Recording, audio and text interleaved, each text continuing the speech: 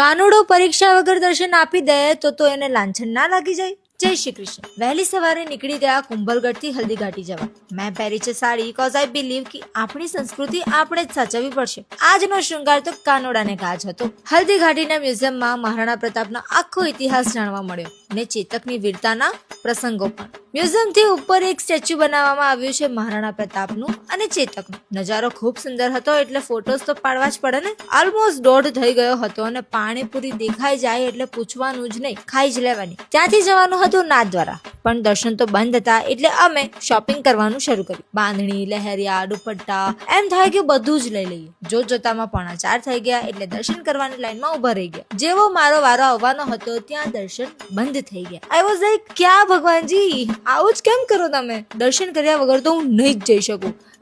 આંખ ગદગદ થઈ ગઈ, રડું થઈ ગઈ.